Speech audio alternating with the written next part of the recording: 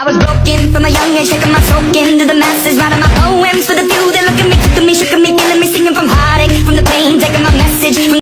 বাংলাদেশে দেখি জামাতের এমপি সে বহিষ্কার, অথচ ভারতে দেখুন দাদাবাবুদের অবস্থান দেখুন, তাদের কিন্তু চলছে জুলাই আন্দোলন। আরে এরা কারা, কোত্থেকে এলো? মোদীকে নামানোর জন্য কিন্তু চলছে উত্তাল, জনতা কিন্তু চলছে ভারতের মোদীকে কিন্তু বয়কট করতেছে, এমনকি তাকে যেন জুলাই আন্দোলনের মতো বাংলাদেশের মতো একটা ইতিহাস তৈরি করতে পারে, এরকম সিদ্ধান্ত কিন্তু নিয়েছে ভারতবাসী।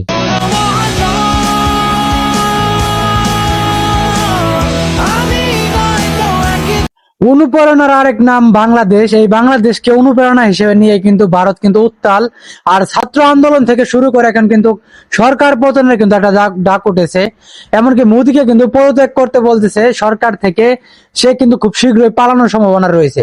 ভারতে যে পরিমাণ লাঠিচার্জ পুলিশ করতেছে, অথচ পুলিশ হয়তো বাংলাদেশের ইতিহাস গুলো জানে না, বাংলাদেশের ইতিহাস কিন্তু জানলে পুলিশেরা কিন্তু এইভাবে লাঠিচার্জ করতো না। তো শিক্ষার্থীরা সবসময় কিন্তু বিজয় হয়। এইবার ভারতের অপেক্ষায় রয়েছে ভারত কি করতে পারে। রিক্ত আমি নিঃস্ব, আমি দেবার কিছু নাই, আছে শুধু ভালোবাসা, দিয়ে গেলাম তাই। সারা জীবন শুনেছি বাংলাদেশে ইনকিলাব, অথচ ভারতও ইনকিলাব ইনকিলাব করতে করতে কিন্তু স্লোগান চলছে, হাজার হাজার লক্ষ লক্ষ শিক্ষার্থী কিন্তু ইনকিলাব ইনকিলাব মানে স্লোগান দিচ্ছে। তবে একটা বিষয় সবচেয়ে বেশি ভালো লাগে, কারণ শিক্ষার্থীদের যে আন্দোলন, এই আন্দোলনটা দেখে বড় বড় সেলিব্রিটি, বড় বড় নেতারা কিন্তু, বিরোধী দলের নেতারাও কিন্তু মাঠে নেমে আসছে। কি কারণে নেমে আসছে? সুযোগ বড় বড় জিনিস, কারণ সুযোগ কিন্তু সব সময় পাওয়া যায় না। ঠিক তেমনই কিন্তু বাংলাদেশে একটা সময় বড় লেভেলে একটা সুযোগ পেয়েছিল, সেই জুলাই আন্দোলন। ভালো হয়ে যাও মাসুদ, ভালো হয়ে যাও, তোমাকে আমি অনেক সময় দিয়েছি। একদিকে কিন্তু আন্দোলন চলতেছে, আরেকদিকে কিন্তু এমপি মন্ত্রীরা পালানোর জন্য কিন্তু রেডি হয়ে যাচ্ছে। কেন রেডি হয়ে যাচ্ছে?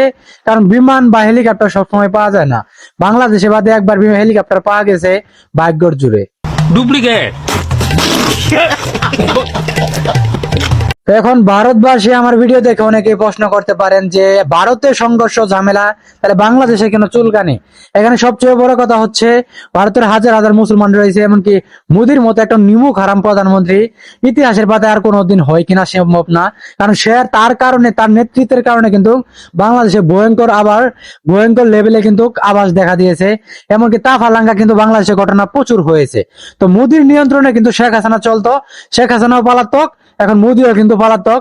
এখন আমাদের প্রশ্ন হচ্ছে শেখ হাসিনা কোথায় যাবে? মোদি তো চলে যাচ্ছে অন্য দেশে, শেখ হাসিনার অবস্থাটা কি হবে সে প্রশ্ন রাখলাম আপনাদের কাছে। তো একটা কথা যাই বলেন না কেন, ভারতের শাসন আর বাংলাদেশের স্বৈরাচারের শাসন সেম কিন্তু ছিল, সে কারণে কিন্তু তারা গদি হারিয়ে ফেলতেছে। মোদি কিন্তু জনগণের কোনো সিম্প্যাথি নেন নাই, সে নিজেকে মনে করেছে মানে শেখ হাসিনা যেমন চলছে মোদিও তেমনই চলছে। এদের পতনে কিন্তু সময়ের অপেক্ষা। আমাদের জন্যই বাংলাদেশ তৈরি হয়েছে।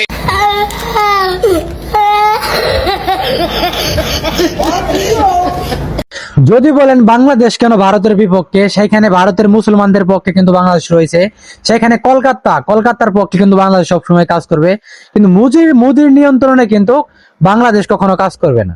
বিষয়টা একটু ব্যাখ্যা করবেন? এমনকি বাংলাদেশের জুলাই আন্দোলন, 24 জুলাই যে আন্দোলনটা হয়েছে, সেখানে কিন্তু ভারতের অনেক শিক্ষার্থী কিন্তু সাপোর্ট দিয়েছিল, কারণ ভালো মানুষ রয়েছে ভারতে, আবার সেই ক্ষেত্রে কলকাতা থেকে অনেকে সাপোর্ট দিয়েছিল। আমরা বাংলাদেশিরাও ভারতের পক্ষে রয়েছি, এমনকি শিক্ষার্থীদের পক্ষে রয়েছি, তারা তাদের দাবি এমনকি আন্দোলনগুলো সফল করুক। মোদী কিন্তু আসলে চরম লেভেলের একজন অপরাধী, তাকে কিন্তু কেউ পছন্দ করে না, তার কার্যকলাপের জন্য কিন্তু অপছন্দের একটা পাত্র। তিনি একটা প্রধানমন্ত্রী, অথচ জনপ্রতিনিধি, তাকে কিন্তু মানুষ কেউ পছন্দ করে না। যখন তাকে কেউ পছন্দ না করবে তখনই কিন্তু তার পতন হয়ে যাবে।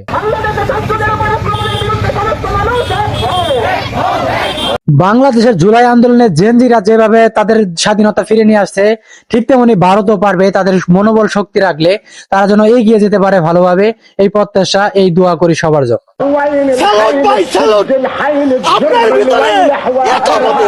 তবে বাংলাদেশ থেকে ফুল সাপোর্ট পাচ্ছেন, কারণ শিক্ষার্থীদের পক্ষে সবসময় শিক্ষার্থীরাই থাকে, আর এখানে বাংলাদেশের চরম লেভেলের শিক্ষার্থীরা কিন্তু ভারতের পক্ষে রয়েছে।